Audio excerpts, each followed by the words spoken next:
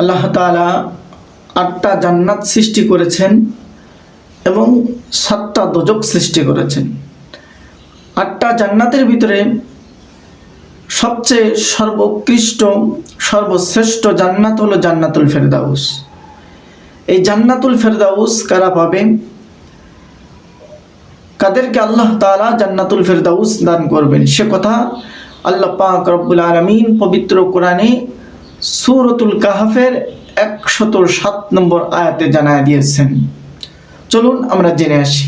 আল্লাহ তাআলা বলছেন, ইন্নাল্লাযীনা আমানু ওয়া আমিলুস সালিহাতি কানাত লাহুম জান্নাতুল ফিরদাউসি নুজুলা।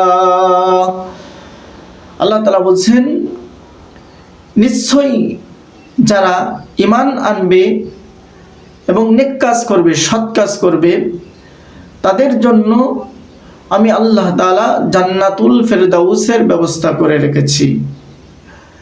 আল্লাহ রাসূল সাল্লাল্লাহু আলাইহি সাল্লাম বলছেন, তোমরা যখন আল্লাহ তাআলার কাছে দোয়া করবে তখন জান্নাতুল ফেরদাউসের জন্য দোয়া করবে। জান্নাতুল ফেরদাউসের জন্য আল্লাহ তাআলার কাছে প্রার্থনা করবে, আল্লাহ তাআলার কাছে জান্নাতুল ফেরদাউস চাইবে। কেননা জান্নাতুল ফেরদাউস হলো জান্নাতের ভিতরে সর্বোচ্চ সর্বোৎকৃষ্ট জান্নাত, সর্বশ্রেষ্ঠ জান্নাত, সবচেয়ে বড় জান্নাত। জান্নাতুল ফেরদাউস থেকেই জান্নাতের নহরগুলি প্রবাহমান থাকবে, জান্নাতের নহরগুলি জারি থাকবে।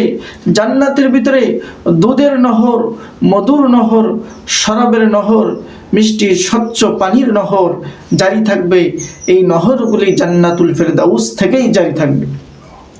দুটি কাজ করতে হবে জান্নাতুল ফেরদাউস লাভের জন্য। 1 নম্বর কাজ হলো ঈমান আনতে হবে।